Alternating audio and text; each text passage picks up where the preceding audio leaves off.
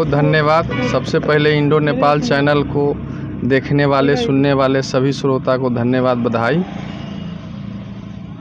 शिक्षा का स्तर आपके यहाँ, आपकी सरकार है, कहाँ तक गिरावट आई है या कहाँ तक इसमें बढ़ोतरी हुई है, ये बताइए। देखिए, जब से हमारी सरकार आई है बिहार में, तब से शिक्षा के क्षेत्र में लगातार अच्छा व्यवस्था हो रहा है, लगातार उसमें चेंजिंग हो रहा है, लगातार उसमें उन्नति हो रही है। अभी शिक्षकों के लिए एक नई नियमावली आई है, बीपीएससी का एग्ज़ाम दो और फिर शिक्षक में जो भी है, जैसे भी एक नई नियमावली है तो शिक्षक उसका विरोध कर रहे हैं। ये कहाँ तक सही है, कहाँ तक गलत है? देखिए, ये तो सरकार का काम है नियमावली लाने का, और जो अच्छा चीज़ हो उसके लिए सरकार हर समय प्रयासरत रहती है। और शिक्षक जो विरोध कर रहे हैं, वो शिक्षक नहीं चाहते हैं कि हम पढ़ाएं, वो नहीं चाहते हैं कि हमारा कोई परीक्षा, दक्षता परीक्षा हो। बीपीएससी से अगर परीक्षा होती तो और बेटर है, और अच्छा शिक्षा बच्चों को मिलेगा। दूसरे प्रदेश में जिस तरह की शिक्षा है, यहाँ भी मिलना शुरू हो जाएगा। क्या आपको लगता है कि अभी भी आपके प्रदेश में अच्छी शिक्षा नहीं है? जैसे आपने कहा कि दूसरे प्रदेश में जैसी शिक्षा है। बिल्कुल बिल्कुल, जैसे कि अब दूसरे प्रदेश में लोग चाहते हैं कि हम अपने बच्चे को पढ़ाएं, तो हम उससे अनुकरण कर रहे हैं और दिन पर दिन उसमें चाहते हैं कि अच्छा हो। चूँकि जो पहले हमारी सरकार नहीं थी, उसके पहले का शिक्षा, उसके पहले का स्कूल, उसके पहले का व्यवस्था, और मतलब कब की कांग्रेस के ज़माने की या राजद के ज़माने की? नहीं, मैंने हमारे सरकार से पहले जिनकी भी सरकार रही हो, हम उनकी बात कर रहे हैं। हमारी जब सरकार आई है, जनता आपकी सरकार से पहले जब सरकार थी 1990 के पहले आसपास, तो उस समय मैं खूब अच्छी तरह से जानता हूँ, शिक्षा नीति बहुत अच्छी थी। झारखंड और बिहार एक हुआ करता था और शिक्षा नीति बहुत अच्छी थी। उस समय शिक्षक भी अच्छे हुआ करते थे। लेकिन आपकी जब से सरकार आई है तो वो शिक्षा मित्र और क्या क्या का बहाली हुआ है, उसके बाद जो शिक्षा की व्यवस्था का स्तर गिरा है, उस पर क्या कहेंगे आप? देखिए, जो पहले की सरकार थी उनका ही देन है कि शिक्षा मित्र की बहाली उनके ही समय से हो रही है। हमारी सरकार उसमें समय समय पर संशोधन करते हुए उन शिक्षकों को मान सम्मान बढ़ाने के लिए समय समय पर उसमें काम किया गया है। आज भी उसी के तहत काम चल रहा है। शिक्षा नीति जो है, उस नीति का जो विभागीय लोग हैं, जो इसके सेक्रेटरी होते हैं, वो इस पर चिंतन करते हैं और चिंतन करके सरकार में प्रस्ताव लेके जाते हैं। सरकार को अच्छा लगता है तो उसको पारित करते हैं। नहीं, आप तो कलम के सिपाही रह चुके हैं, आपको तो अंदाज़ा होगा, आपको तो पता भी होगा कि नहीं अभी की शिक्षा नीति की नियमावली जो है वो सही है या गलत है, कहाँ तक सही और कहाँ तक गलत है? देखिए, इस तरह की बात अगर कर रहे हैं तो हम लोग भी प्राइवेट सरकारी स्कूल में पढ़े थे। उस समय तो सरकारी विद्यालय में जो विद्यार्थी पढ़ते थे उनको ABCD छठा क्लास में पढ़ाया जाता था, और आज के शिक्षा नीति में आज तो ये हो गया है कि बच्चे शुरू से ही इंग्लिश भी पढ़ रहे हैं, मैथ भी पढ़ रहे हैं, हिंदी भी अच्छा पढ़ रहे हैं, संस्कृत भी अच्छा पढ़ रहे हैं। तो पहले से तो बेटर है। नहीं, परिस्थितियाँ तो बदल गई है, पहले और अभी में सब जगह की परिस्थितियाँ बदल गई है। तो ऐसे में आपको मतलब सरकार जो कर रही है वो सही कर रही है? बिल्कुल। आपके यहाँ आयुष्मान भारत है?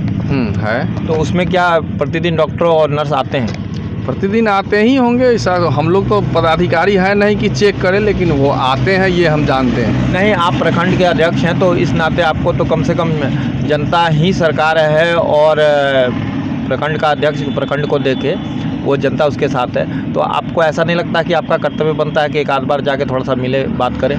देखिए, प्रखंड अध्यक्ष होने के नाते कर्तव्य नहीं बनता है, लेकिन आम नागरिक होने के नाते ये कर्तव्य बनता है।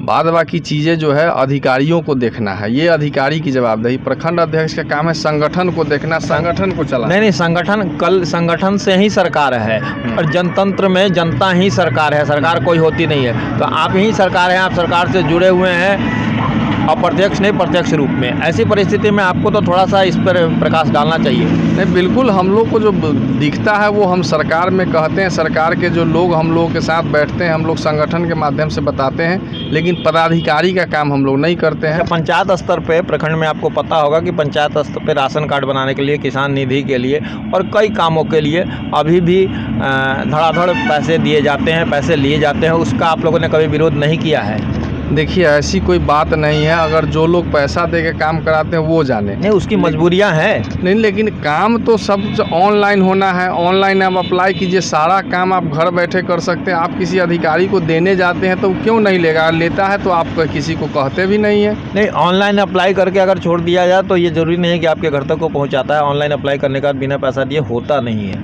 ये चीज़ हम नहीं जानते हैं कि बिना पैसा दिए होता है कि नहीं। हम तो जानते हैं कि ऑनलाइन होता है, ऑनलाइन के बाद काम होता है। अच्छा प्रमोद मनोज जी, पिछले 5 बार आप प्रखंड अध्यक्ष रहे हैं। आप ये बताइए कि जब आप अध्यक्ष बने प्रखंड में, तो आपने कुछ ऐसा सामाजिक काम किया है जिससे लोगों ने या सरकार ने नॉमिनेटेड किया आपको कि नहीं यही रहेंगे? नहीं, काम तो हम लोग रेगुलर संगठन का करते हैं और संगठन में मजबूती लाते हैं। इसके लिए सरकार संगठन के लोग चाहते हैं कि ये रहें। तो कैसी मजबूती है आपके अभी संगठन में, माने प्रखंड स्तर पे? हमारे कार्यकर्ता हैं, हमारे पार्टी के लोग हैं, संगठन के लोग हैं। इनको आप पत्रकार रह चुके हैं। पिछले दिनों एक पत्रकार के साथ जो बात हुई उस पर कुछ प्रकाश डालना चाहेंगे? आपके मरबड़ में घेर घार भी हुआ था, उसका तस्वीर है मेरे पास, और कई जगह रोड भी जाम हुआ था। किस पत्रकार के बारे में? मनीष कश्यप। नहीं, मरवन में तो रोड जाम नहीं हुआ था। और मनीष कश्यप पत्रकार नहीं, उनको तो लोग देखते हैं कि कौन यूट्यूबर या कुछ कहते हैं। पत्रकार तो वो है नहीं, किसी चैनल में तो काम वो करते नहीं है, ना किसी प्रिंट मीडिया में है, ना किसी इलेक्ट्रॉनिक मीडिया में। उनका अपना स्वतः का चैनल है, तो उनकी अपनी दुकानदारी है। लेकिन सामाजिकता के नाते उस पर कुछ मैंने ऐसा मरवन में तो हमको नहीं दिखा था कि उनके खिलाफ। अच्छा, आप एक युवा नेता है, तो आप युवाओं को क्या संदेश देना चाहेंगे अपने समझ से? किस क्षेत्र में वो आगे आए? नहीं, युवाओं को रोजगार के लिए सरकार भी काम कर रही है। सारे जगहों से काम हो रहा है, तरह तरह का इंडस्ट्री खुल रहा है, रोजगार का सृजन हो रहा है। तुम कल्पना करो नवीन कल्पना करो, अब घिस गई समाज की तमाम नीतियाँ, अब घिस गई मनुष्य की अतीत रीतियाँ। तुम कल्पना करो नवीन कल्पना करो। इसी के साथ मैं राकेश झा हलचल, इंडो नेपाल टाइम्स के साथ, धन्यवाद।